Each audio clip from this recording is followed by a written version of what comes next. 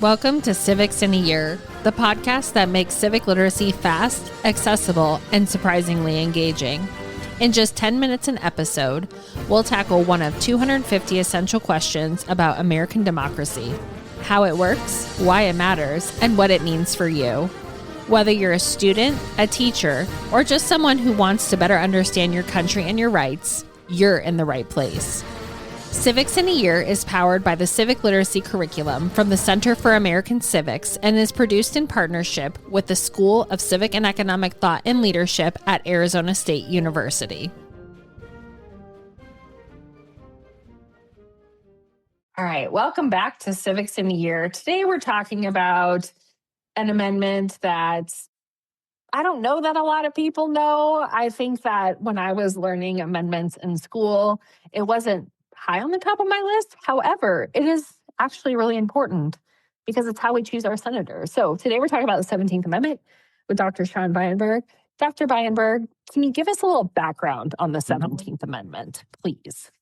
So the what the 17th Amendment does, I'll give you that, and then I'll back up to sort of how it developed. But the 17th Amendment effectively reverses the original constitutional rule that state legislatures picked senators.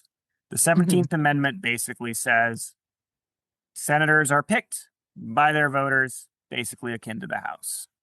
So the reason for the Senate itself, you can read Federalist 62, Madison talking about it, Federalist 59, Hamilton talking about it, probably through gritted teeth, basically is that you want to have the Senate do a few different things. One, its main purpose, in some sense, is to protect federalism and state sovereignty by both institutionally empowering the state legislatures to say, like, nope, that's going to screw with our autonomy. Don't do that. More broadly speaking, it sort of embeds the principle that the United States is not just an interchangeable homogeneous mass, that the states as state entities, state with some sovereignty, ought to be recognized. So that's its sort of main purpose. But it also is supposed to create just simple bicameralism of a second structure of, just a different set of constituencies so that you have to have sort of more deliberation from different groups. And then finally, the long terms is supposed to be kind of a deliberation or filtering mechanism. You hear that apocryphal thing about the cooling from the craziness of the House or whatever. So at the time of the founding, and senators are picked by the state legislature, but by the 1820s and 30s, you see the sort of movement that will partly develop into Jacksonian democracy, saying like, no, we really want to have more direct control by the people. We don't really want the state legislators to do that. So that's kind of an odd split between the Jacksonian wing on federalism and the Jacksonian emphasis on direct democracy. But that doesn't go very far in the 1820s. So there's a practice in this era called instruction. Instruction is when the state legislators say, senators, we want you to do X. And often this had and if you don't do X, we will replace you when you're next up. That practice, for various reasons, starts to fall away. Particularly efforts to make it formally binding before the Civil War in lots of places tapers out.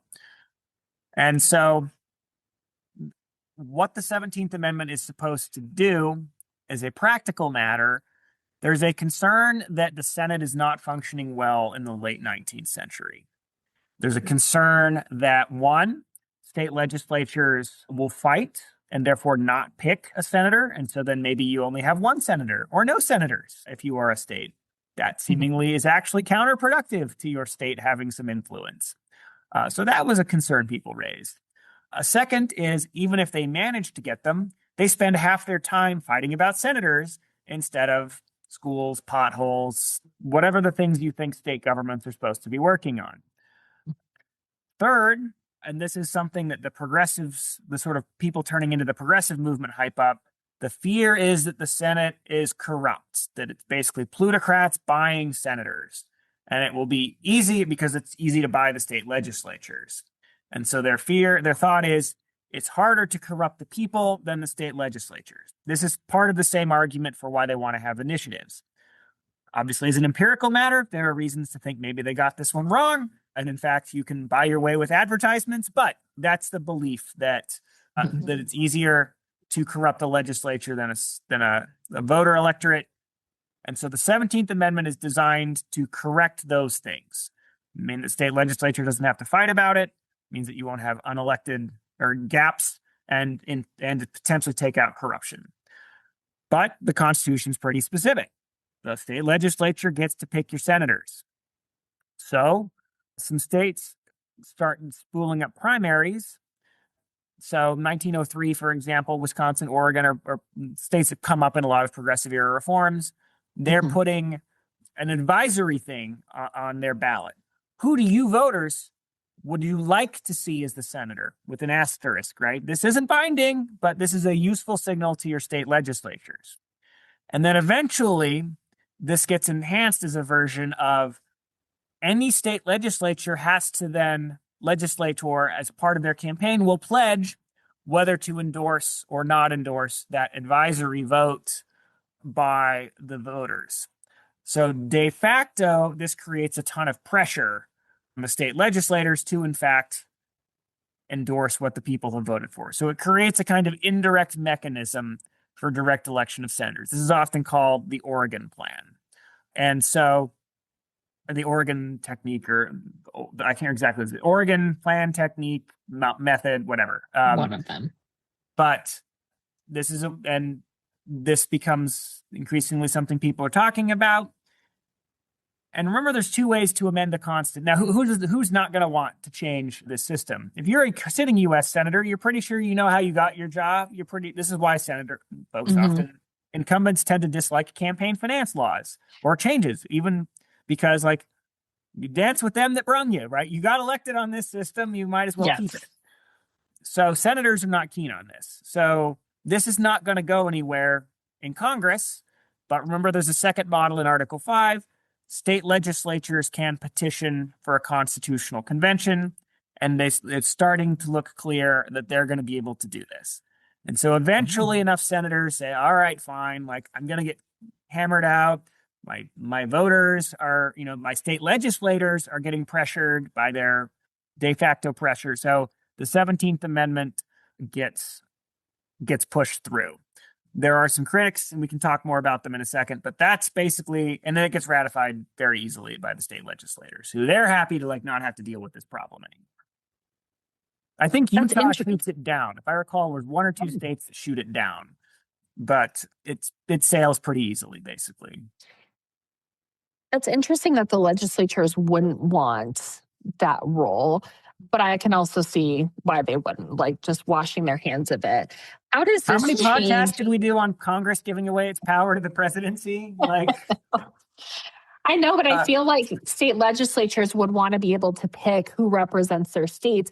I guess, too, because I understand the founding and why it was chosen that way. However, clearly, I don't live in the founding, so I've only ever voted for our senators here in the state of Arizona. So what kind of changed politically then after the passing of the 17th Amendment?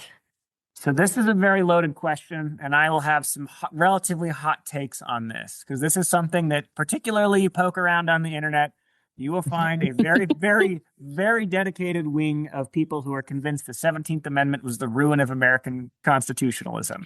Interesting. And I actually share many of their concerns for what the ruin is, but I don't think that the 17th Amendment is the cause. But basically, the major changes that I think that the literature has suggested happen is, one, it used to be much easier for people in the Senate to sort of rotate into the executive branch temporarily and then rotate back out. So, for example, you're in a scenario where there's a senator who's regarded as just like the expert or really friendly with a particular country. Like, maybe you need to send that person as an ambassador, or maybe you need that person as Secretary of State or whatever, right? So you sort of temporarily assign them off, and the state legislators are professional enough to know that, like, we want this person back in the Senate ASAP, but we need to sort of spare, at this time it would have been him, for the rest of the country's benefit. So that kind of in and out thing, like, that phase away from the Senate, from after the 17th Amendment. there is a debate, and this is fairly politically loaded. Does the 17th Amendment actually increase or decrease the strength of special interests? So the progressives are convinced that this will decrease their power. Other folks argue that, in fact, it's easier for an organized machine to basically like run a statewide campaign, right? A big statewide campaign versus lots of little state legislators. So, that's sort of empirically debated in the literature. The really controversial argument is, does the 17th Amendment help weaken American federalism, right? Is that basically the mechanism that empowers the federal government? And the argument for this is that if you look at so the incentive, as you alluded to, if you're a state legislator and you want to protect your power, you're going to send senators who say, I won't pass laws screwing with you. Like, we will make sure the federal government blocks most things so that you at the state level can do this at the state level. So that's what the argument is. And folks will point out and they say, aha, there's the 17th Amendment, and therefore the federal government expands massively in the next 20 years. This fear is voiced by a guy we've talked about before. We'll definitely talk about him again. Elihu Root, who is one of the leading opponents of the 17th Amendment in the Senate, who says, if you do this, this is going to ruin federalism. And nobody else is that persuaded that it's going to wreck federalism, even people who are very concerned about federalism, right? So he's like the only one really shouting about the federalism concerns. So particularly kind of Tea Party-ish or libertarian Republicans are convinced the 17th Amendment is like what empowers the progressives, Woodrow Wilson, Franklin Roosevelt, et cetera, to massively increase federal power. I'm a little more skeptical of that narrative insofar as not too long after the 17th Amendment, you get Harding and Coolidge, who are hardly paragons of, big government, despite what George Hunt says in Arizona, hardly paragons of big government like expansion of federal power. The better argument, I think, would be that the 16th Amendment creates sort of the fiscal capacity to do that. Even then, I'm not convinced that it is that. So, for example, I actually argued about this. I did a bad thing, Liz. I wrote an article. Oh, no. I wrote an article, a public article, a couple of months ago that was posted, and I waded into the comments. I responded to the people in the comments. I signed up for an account with the people who published my article, and I waded into the comments. And I got into this fight with this 17th Amendment guy, basically saying exactly this. And he said, if we didn't have the 17th Amendment, we wouldn't have had the New Deal, and we'd have stronger states' rights. And I said, yes, but sir, if you actually look at the legislative endorsements of any of the implementing legislation of the New Deal, the state legislators were slobbering all over it. So whereas the assumption that you're making is the state legislators would never play ball with this and give their power away. Empirically speaking, the New Deal would have happened, 17th Amendment, no 17th Amendment. So it strikes me as, at the very least, overstated to view this as the end of federalism. The most kind of far out argument on this is by a scholar who just retired from Claremont McKenna College named Ralph Rossum. Okay. Who takes the very strange, to my mind, take that the 17th Amendment passage meant that it's inappropriate for the Supreme Court to implement federalism. Because his argument is the 17th Amendment was the structure that was a structure, maybe the structure that was supposed to enforce federalism. They took that away. And so therefore, this is a sign from the American people they shouldn't endorse federalism, which I just find nobody, Calvin Coolidge, and nobody is saying in 1923, well, you know what? Federalism is obsolete. Forget it. We passed the 17th Amendment. The debate, other than Elihu Root, doesn't seem like they thought that they were doing anything to change the scope of federal power. It was basically, a protocol question more than a powers question. So I find that a very odd argument. The Supreme Court was enforcing federalism before the 17th Amendment. The Supreme Court enforced federalism in the years after the 17th Amendment. Elihu Root, the guy who was saying don't pass the 17th Amendment, goes to the Supreme Court and says strike stuff down on federalism.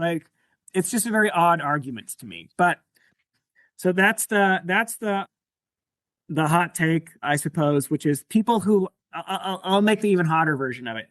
I actually think that people who care about states' rights probably should like the 17th Amendment, because it goes back to the argument that if you think that your state government should be focusing on your state policies and priorities, you want them being state stuff and not just a de facto ratifying convention for federal politics. So I'd actually argue that the 17th Amendment on net may even be positive for federalism or states' rights. I'm not totally convinced of that, but it's at least an ambiguous enough case that I don't think that like the 17th Amendment was the one neat trick that destroyed American federalism, which you will find people say on the internet.